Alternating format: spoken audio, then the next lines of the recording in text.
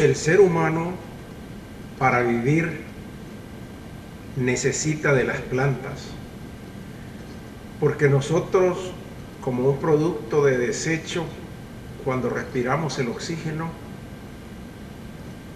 desprendemos anhídrido carbónico, y las plantas se alimentan del anhídrido carbónico y desprenden oxígeno que, como dije al comienzo, nosotros necesitamos para vivir. Esto es un ciclo.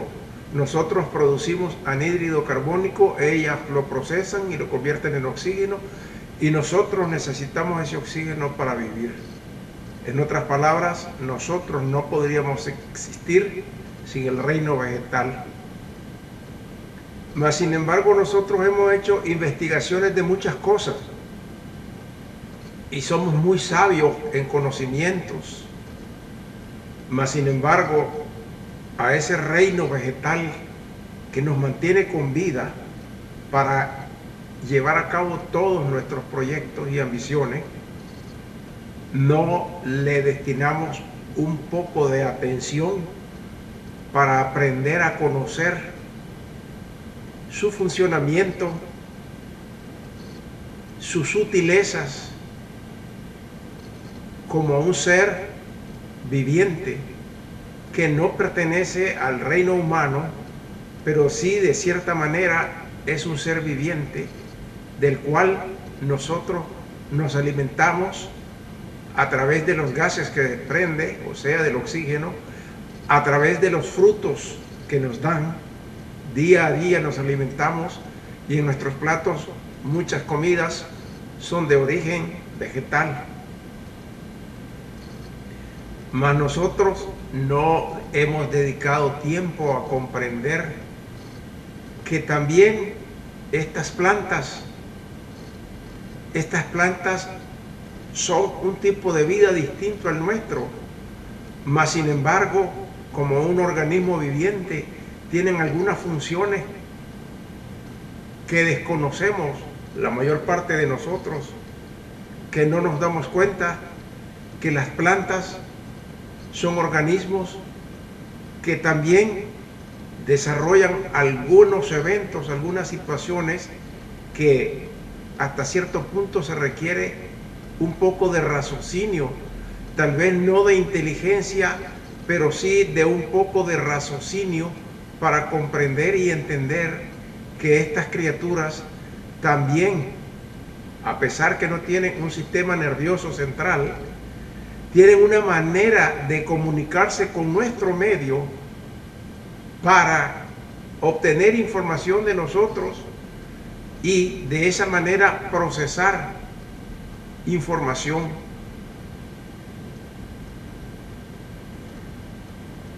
Hemos podido ver que muchos científicos no han podido llegar a la conclusión de que si una planta tiene sentimientos, siente dolor o algún otro tipo de cualidad que le podrían dar el calificativo de que es algo sensible y susceptible a lo que le rodea, la miramos como una cosa que es solamente un vegetal y nada más, hasta el punto que cuando algunas veces nosotros quedamos en una situación que no nos podemos mover ni comunicarnos con el medio ambiente por un derrame cerebral, nosotros decimos que la persona está en estado vegetal, porque ese es nuestro concepto de lo que es vegetal.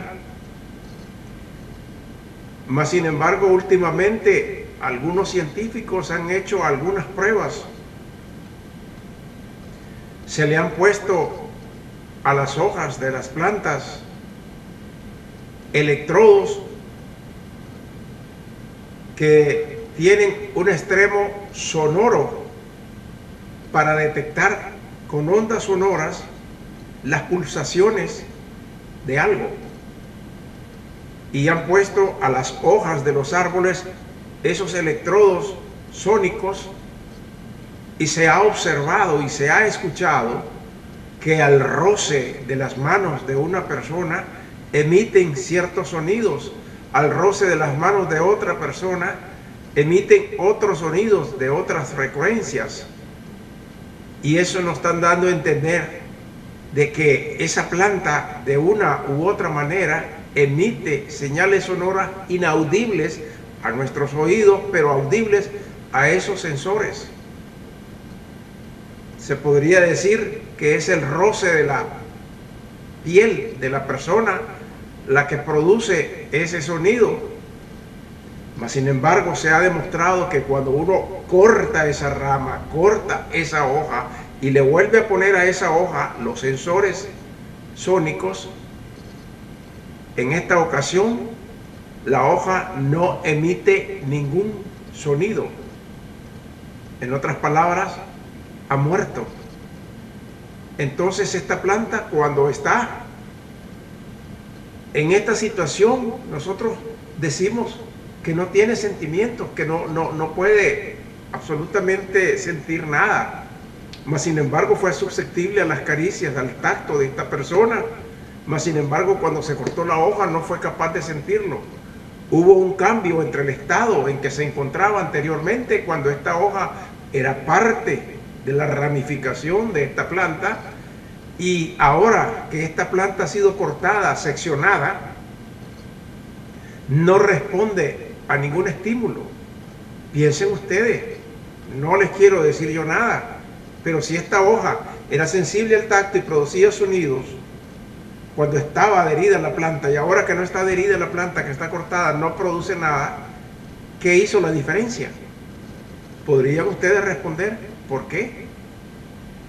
Se ha demostrado también con otros aparatos electrónicos, como los probadores electrónicos, que se han puesto una terminal negativa a la tierra de la planta y la otra terminal en una rama o en una hoja de la planta, y se pone en una cantidad muy baja de voltaje, en milivoltajes, microvoltajes, y se aprecia cómo existe cierta electricidad en la planta que nos da unos voltajes.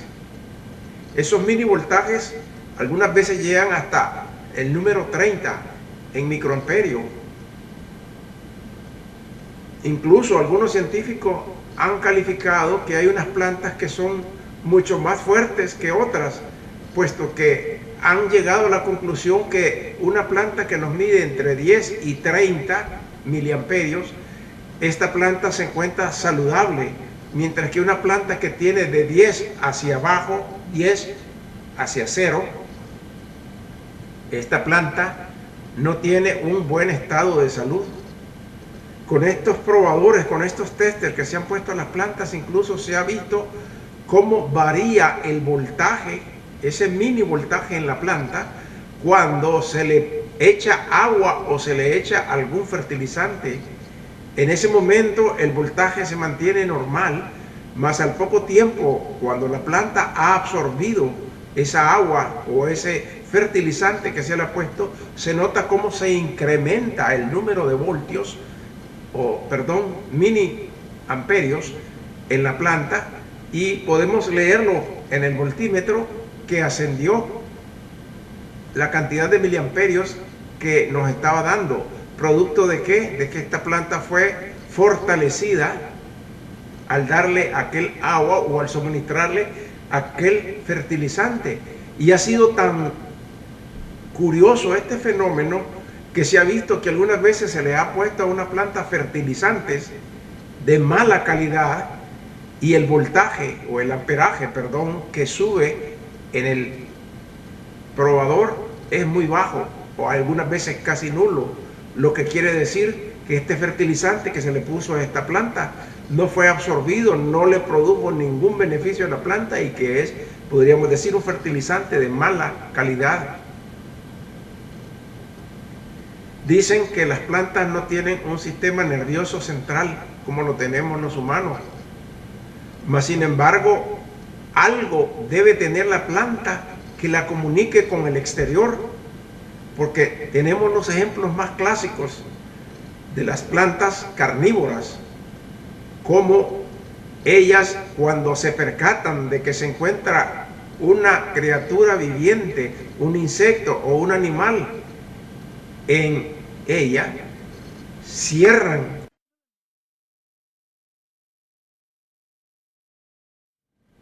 y digieren y se alimentan de esta criatura viviente que apresaron entre las dos partes que forman, podríamos decir, unas dos mandíbulas en la planta. ¿Cómo supo la planta de que algo había en sus fauces y la cerró para digerirlo? De alguna manera esta planta tuvo la información, algún tipo de razonamiento que nosotros desconocemos totalmente, pero que ante los hechos podemos decir que la planta pensó de alguna manera que ya tenía algo que capturar y le dio las órdenes a sus fauces para que se cerraran. ¿Es esto o no es esto un tipo de intelecto? Hay una manera distinta de nuestra manera de pensar y de ser en las plantas, pero ellas también tienen mecanismos que tal vez no usan un sistema nervioso central, pero sí utilizan un medio de comunicación para interactuar con lo que les rodea. Incluso, no solo eso, podemos ver cómo también cuando se excita, por así decirlo, al tocar los bordes de esta fauces, inmediatamente se cierran.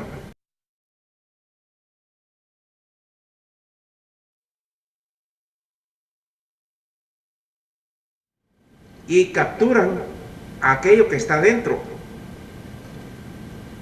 Entonces, esta planta razonó de algún tipo que nosotros desconocemos, se valió de algún sistema nervioso que nosotros desconocemos, pero no debemos negar que tienen algún tipo de mentalidad, de inteligencia para llegar a estas cosas.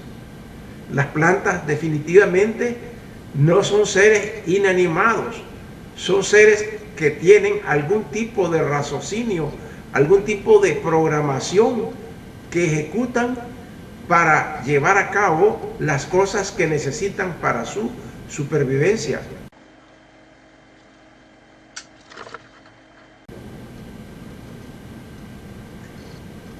Es por eso que incluso existen algunas personas que creen que hablándole a una planta obtenemos que se desarrolle mejor, que produzca mejores frutos, que dé mejores flores, como producto de aquel coloquio, de aquella comunicación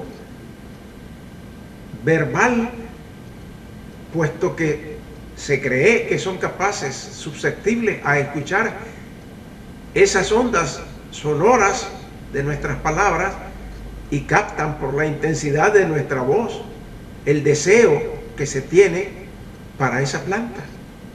Y ella, en respuesta, se desarrolla mejor, nos da mejor frutos. Son cosas que parecerían increíbles, pero suceden. En ciertos países, sobre todo en la India, se cree que una persona de edad que se vaya a recostar, a pasar tiempo a la orilla de un árbol, este árbol le produce vitalidad y esta persona recupera energías perdidas, existiendo una especie de vampirismo entre la persona que se sienta bajo la sombra de este árbol y el árbol. Obtiene aquella persona energía vital de aquel árbol y rejuvenece, se siente más fortalecida. ¿Son creencias?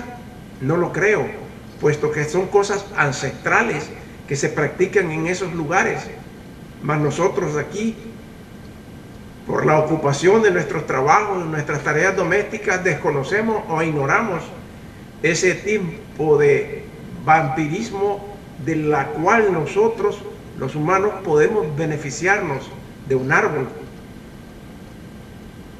Entonces creo que el mensaje de esto es que debemos proteger a la madre naturaleza, darle cariño, puesto que ellos nos dan ese oxígeno que nos permite vivir, esos alimentos que llegan a nuestros platos, para subsistir. Y debemos pensar que de alguna manera ellos escuchan lo que hablamos y nos dan como consecuencia mejores frutos, mejores flores, las plantas se desarrollan mejor. Y con esas pruebas que les he mencionado, se puede demostrar que de una u otra manera las plantas captan algo de nosotros, de lo que hacemos y lo que decimos por ellas. También olvidaba decirles que incluso las plantas, cuando llegan ciertos insectos parásitos, secretan sustancias para espantar y correr a esos insectos parásitos. ¿Por qué lo hizo la planta? ¿Tenía esa sustancia todo el tiempo? No, la activó, la echó en el momento que se percató de que había insectos parásitos. Díganme o no si esto es alguna manera de inteligencia, de razonamiento. Algo hay en eso, y creo que debemos pensar muy profundamente en el reino vegetal.